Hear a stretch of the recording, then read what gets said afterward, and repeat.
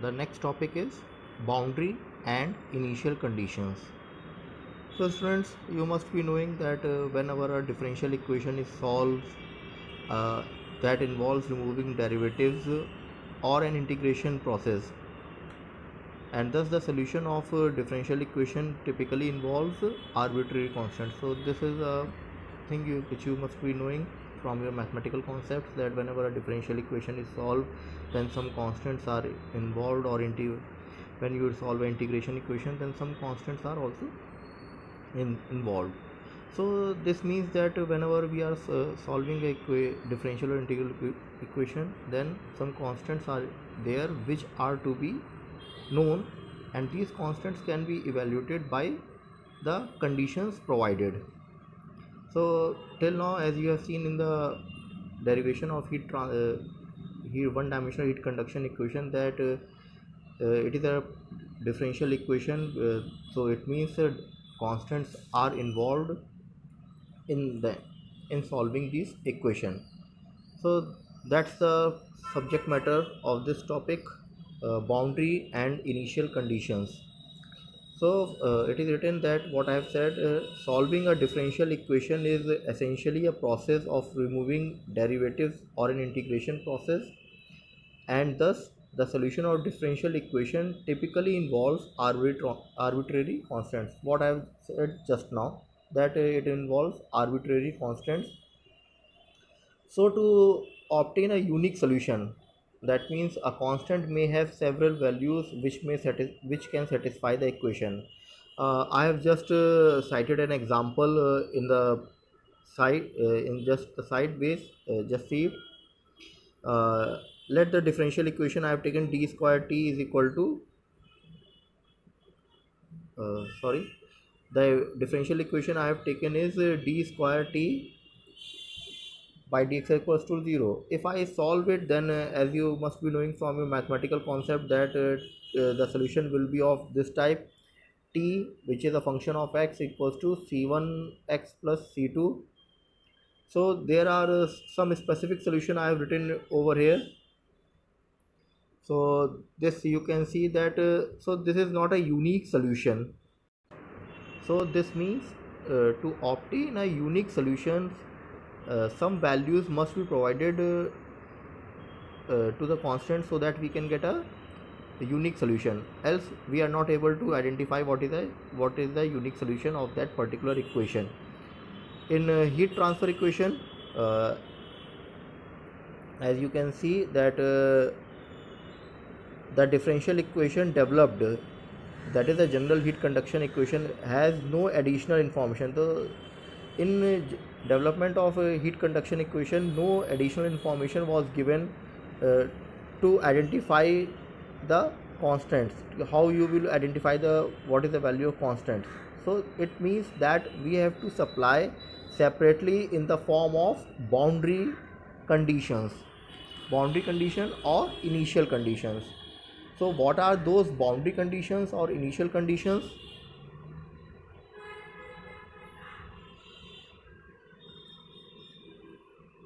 So hence boundary condition may be defined as a mathematical expression of the thermal condition at the boundaries. So here it is written, the mathematical expression of the thermal condition at the boundaries. That means the values, the condition which exist at the boundaries, so that the constants can be determined, are called the boundary condition from thermal point of view. So to describe a heat transfer process completely, for example, two boundary conditions must be given for each direction. So this is an important point which I have just said, that two boundary conditions must be given for each direction of the coordinate system along which heat transfer is significant. So what does it means? That if I am dealing with one dimensional, then two conditions are required. If I am dealing with two dimensional heat conduction equation, then four conditions are required, and so on. So what are those conditions? Those conditions, first is the initial condition. For example, if I take one dimensional heat conduction equation, so it means that I need two boundary conditions. So among the two boundary conditions, one is the initial condition. Now students, remember that this initial condition is common for all the directions. That means whether one dimensional, two dimensional, three dimensional. So this is the initial condition we are assuming to be common among all the directions. The another condition is the boundary condition. Boundary condition means the end condition. You may assume the end condition or another condition which may be supplied to you or given in the form of numerical information. So here it is written, we need to specify what I have just now said, two boundary conditions for one dimensional problem. What I have just said it to you, four boundary condition for two dimensional problem and six boundary condition for three dimensional problem. Now the next thing is the temperature at any point on the wall at a specified time also depends on the condition of the wall at the beginning of the heat conduction process. So what this paragraph means that the initial condition is fixed. This particular paragraph means in summary it means that the initial condition is fixed. So it is specified that at a specified time also on the condition of the wall at the beginning. See there it is written at the beginning of the heat conduction process. Such a condition which is usually specified at time t is equal to 0. Just see to it, at t is equal to 0 is called initial condition. So initial condition is generally known to us, which when I will be giving you numericals and solving with you, so you can see at that moment that initial condition is generally provided or known to us. So that's what is written here. Now so since initial condition is known to us, so we only need one more condition. If I am talking about the one dimensional heat conduction equation, then I want to know one more condition. One is the initial and the second one is the, it may be any condition provided by. So out of two, one is known and another has to be provided in the form in numerical, or we have to identify it. So that's it is written here. We need only one initial condition for heat conduction problem, since heat conduction equation is first order in time. So as you have seen, or just look up at the back where you have written that heat conduction equation is of first order in time. Everywhere it is written change in temperature over change in time. So it indicates that it is a first order condition. So therefore we need only one initial condition. Now coming to the next point, thermal resistance concept. So what is thermal resistance? Just look up the equation which is written here. Q equals to Ka delta T over L. So this equation here, T1 minus T2, initially it was written as delta T. So here it is written as T1 minus T2. Now note that negative sign is not present here. Why? Because generally it is T2 minus T1. So negative sign is being absorbed and the equation is written as T1 minus T2. Now I have rearranged the terms. So after rearranging, the equation is written as L upon Ka. So this L upon Ka is termed as thermal resistance of the wall. So here it is written thermal resistance of the wall, and its value is L by K, and units is per degree centigrade per watt. So what does the thermal resistance of the wall indicates? So it generally indicates the resistance offered by the wall against the heat flow. So it is a general it is a term which is used everywhere and is generally adopted in heat transfer to specify the resistance rather than the length and thermal conductivity and the area. So you will also become habitual after few numerical practice. So the next thing, the thermal resistance of the wall in general depends upon geometry and the thermal properties of the medium, which you can see that it depends upon the geometry. Here it is written A area and the resist the and also the thermal properties of the medium, that is thermal conductivity K. Now if you look up the equation of heat transfer, Q is equal to Ka delta T, which I have just written going back one slide. If you look up this equation, then you might resemble it with the your V is equal to IR equation.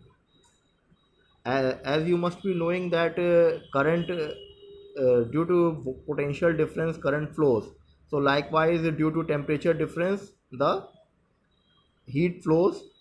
So here and resistance is also present, V is equal to IR. So here R is analogous to L upon Ka, and V1 minus V2, what is that? That is equivalent to Q. Just to look up the next slide. So from this diagram you can see that what I mean to say, and I have shown the analogous between heat transfer and the current transfer. So Q is equivalent to, not almost, Q is equivalent to I, T is equivalent to V, because temperature is responsible for heat transfer, and in the same fashion voltage difference is responsible for the current transfer. R, here R means the thermal resistance, and here Re means electrical resistance. So I have converted the whole thermal equation into the analogous form of electrical equation. Thus the rate of heat transfer through a layer corresponds to electrical resistance, and the temperature difference as corresponds to voltage difference across the layer. So an analogous between heat transfer and the current transfer. Now this is a standard representation to represent the thermal system in the circuit form, which you will be aware of when I am going to give you numericals. Now consider a convection of heat transfer from a solid surface of area AS. I am now considering a convection heat transfer from a solid surface area. Now just look at the word solid surface area of AS. That means surface area is A subscript S, temperature is Ts, that means the temperature of the surface of the solid is Ts, to a fluid whose temperature sufficiently far from the surface is T ambient. Now students, as I have said earlier also, and I am again telling you one thing, that this phrase which is written here, sufficiently far from the surface, is T ambient. What does it mean? It means the ambient conditions. So what does this paragraph means? It means that I am considering a hot block from which heat is being transferred, that the surface of the hot block is A subscript S, temperature is Ts, and heat transfer coefficient is H, and that one is written here. So the next slide shows the diagram of this particular.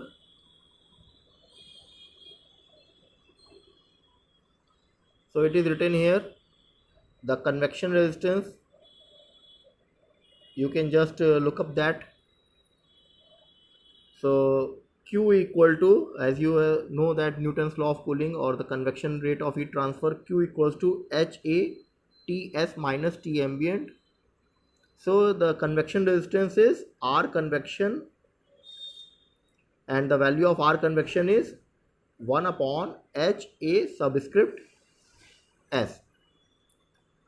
So as the so in heat transfer of in through conduction, just going back, the resistance was L upon Ka. You can see that this was the resistance to conduction heat transfer, and now what I have derived is the resistance to convection heat transfer. So these things you must be getting more used to as we are going to solve the numericals. It might look typical to you, all of you, because these are the some new things which are going introduced to you. So now moving further, so what I said is this is the thermal resistance to convection heat transfer. Now as the value of H, now what does this equation represents? If the value of H goes on increasing, that means if H goes on increasing, then what happens? The convection resistance becomes zero since they are reciprocal. Therefore as H increases, convection resistance becomes zero, or in that case T, the surface temperature, will almost become equal to the ambient temperature. So this you can also understand from the example also, that if you are drinking a hot cup of tea, and if you want to cool it sooner, so what you do is you just blow air very fastly, and if the so as the you blow air very fastly, the value of H, that means the heat transfer coefficient, increases rapidly, and the surface temperature in this particular example, the surface temperature is the temperature of the tea closely comes equal to the ambient condition, that means the atmospheric condition. So what is written here, that if H increases rapidly, then the R convection decreases, and as R convection becomes less, so therefore heat transfer value will be very high, and as Q will be goes on, Q increases, therefore this implies that surface temperature will achieve the ambient condition. So what is written in the paragraph, that T surface is approximately equal to T ambient. So this means that the surface offer no resistance to convection, and thus it does not slow down the heat transfer process. So what I have explained is just the written here, that I've said earlier that surface temperature will approach ambient temperature, and what is written here, that the heat transfer will increase, and the convection does not offer resistance. This situation is approached in practice when boiling condensation occur. When boiling and condensation occur, so this is the part of your curriculum which will be I am going to teach you in module 3 and module 4. Till then you have to wait for a short while. You can just note down that when boiling and condensation occurs, then the value of heat transfer coefficient is very large, of the order of it may even go up to a lakh. So that is a typical value during boiling. Now moving towards the next paragraph, uh, the another constraint is that surface does not have to be a plane surface, as equation uh, as shown in the diagram. I've shown you here a plane surface, but it can be any surface of any shape, but provided that the heat transfer coefficient is constant and uniform. Okay, so that is written here, that it can be of any shape provided that H is constant. Now deriving the heat resistance to radiation. So moving to that point, the rate of radiation heat transfer between a surface of emissivity epsilon and surface area as, and temperature. Now you must be aware of all these things, and the surrounding surface at some surrounding temperature is T surrounding. So according to Stephen's equation, the heat transfer through radiation is written as, so this is the equation of heat transfer when considering radiation, and R radiation is the resistance, where R resistance to radiation is given by this equation. Now rearranging the terms, so H radiation or heat transfer coefficient through radiation can be written as in this form. Now look up this, that here the value of H is this one. Rearrangement of terms I have done, just look up that. This is the rearrangement of terms. As you solve it, you will get the original equation, that is this one. Now you must remember one thing, that since Stephen's Boltzmann constant is expressed in Kelvin, therefore you must remember that in radiation temperature is always put in Kelvin. This is an important thing which you must remember, that temperature when considering radiation is always put in Kelvin. Now coming to the next part is the, again as in the convection I have said that the surface does not have to be a plane surface, it can be any surface. So here also the same thing happens, a surface exposed to the surrounding air generally involves convection and radiation simultaneously, as I have said earlier also, that while considering radiation, while convex sorry while considering radiation, if convection currents are also present, then the combined value of H is taken, and that combined value is equal to the heat transfer coefficient from due to convection and the heat transfer coefficient due to radiation. So a surface, if the surface is exposed to the surrounding air which involves convection and radiation simultaneously, then total heat transfer at the surface is determined by heat transfer at the surface by adding or subtracting the radiation and convection components. That why subtraction? If you look up this, that it is written here by adding or subtracting. So if convection currents are such that they are supporting the radiation, then you have to add the things. If they are such that they are opposing the radiation, then you have to subtract it. So if the convection and radiation resistances are parallel to each other, so an analogy which I have shown earlier in the form of electrical circuit is drawn here.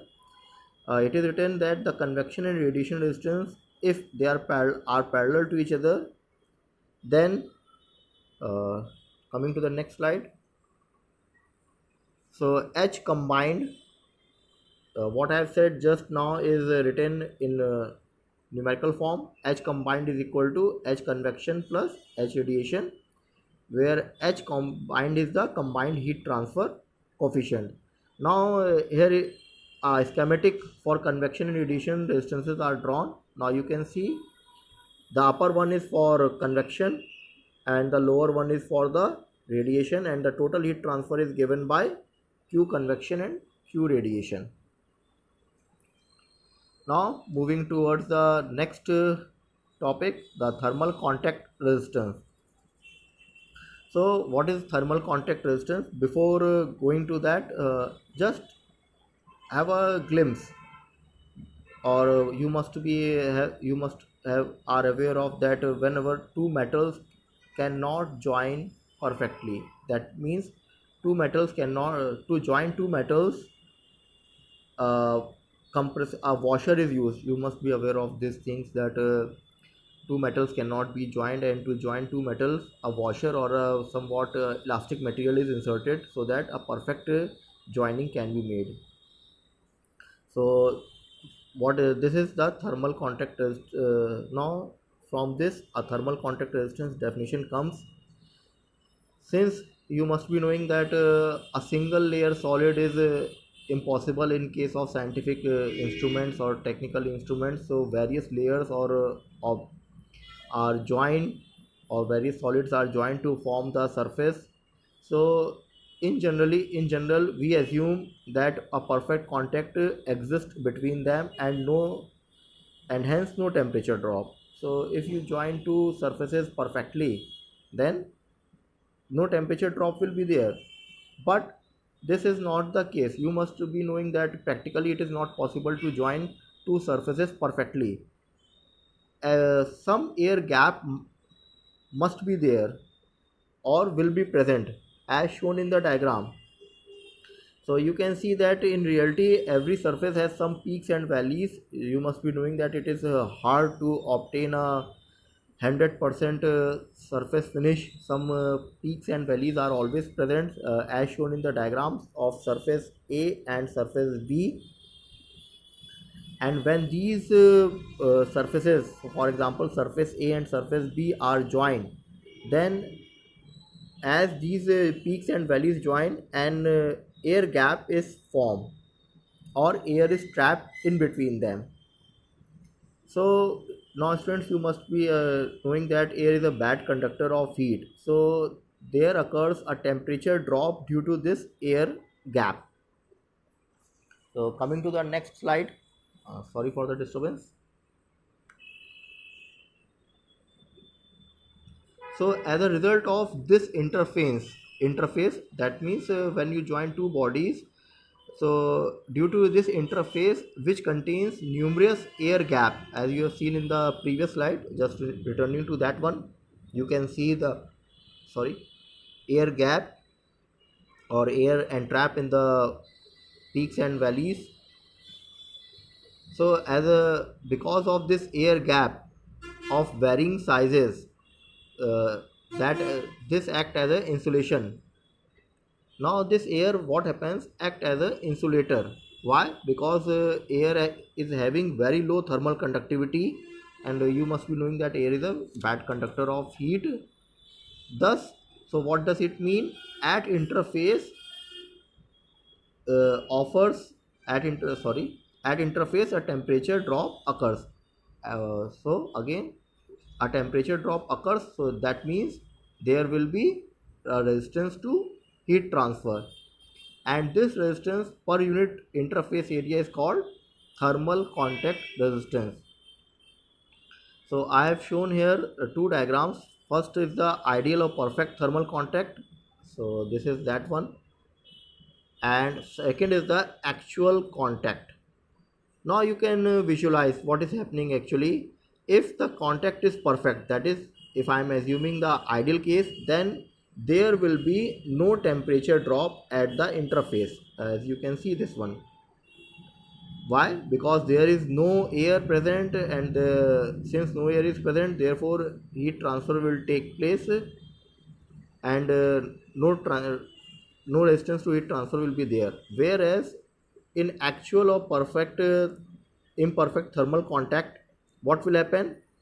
As the heat transfer will take place from layer 1 to layer 2, then an offer resistance will be offered at the junction, that means at the interface, due to which a temperature drop will be observed in the form of delta T. Now further the heat will then travel. So this is also a resistance, type of resistance, this contact resistance, and is known as contact resistance RC, whose value is given by this one.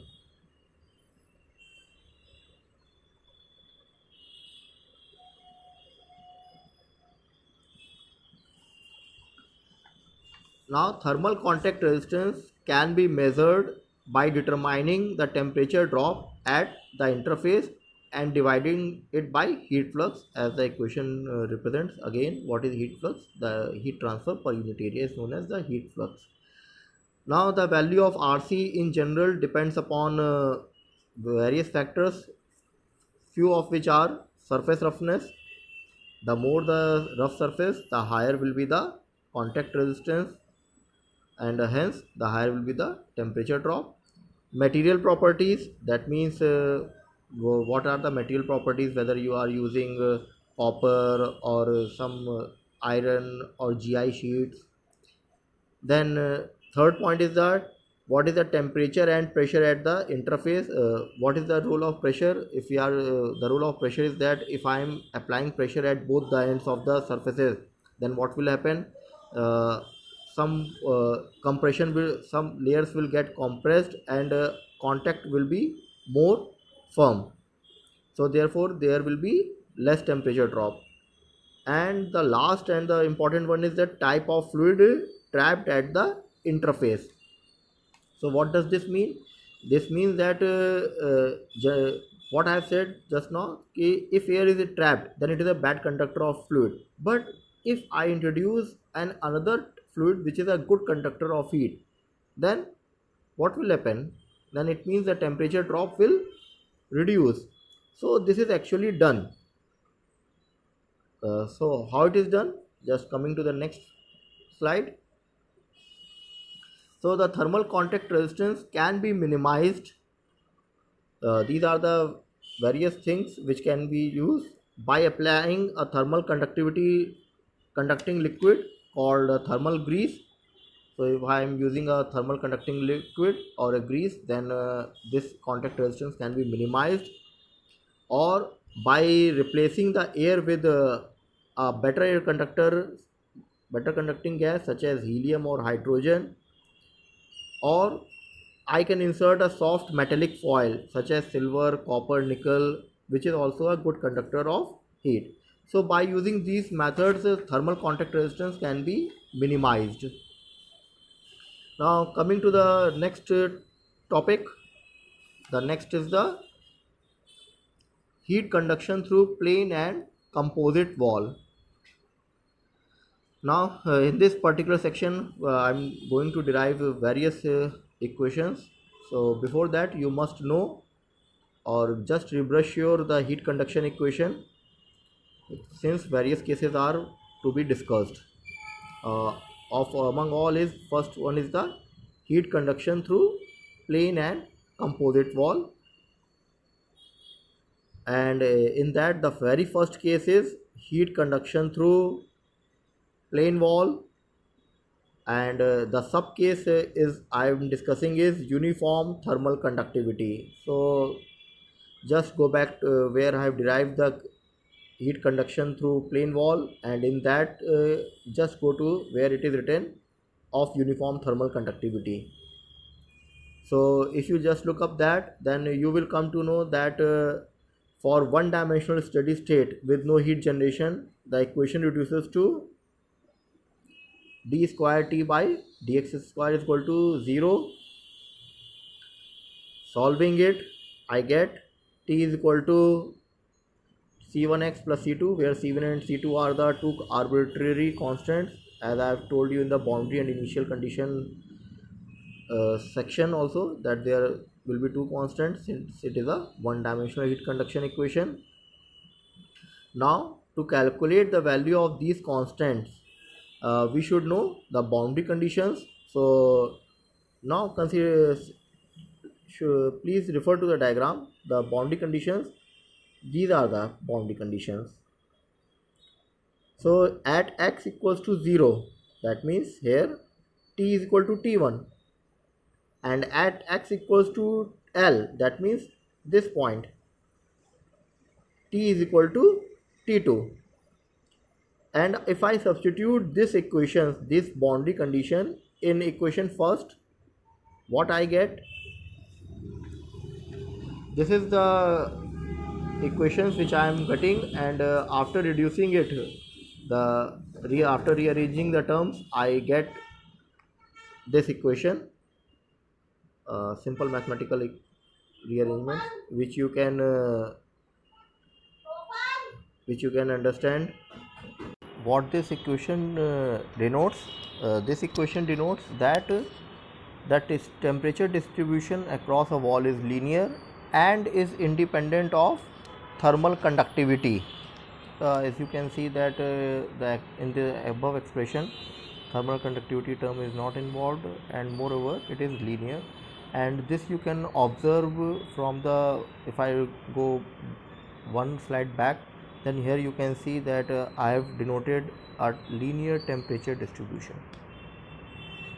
So this is what is being also depicted in equation number 2.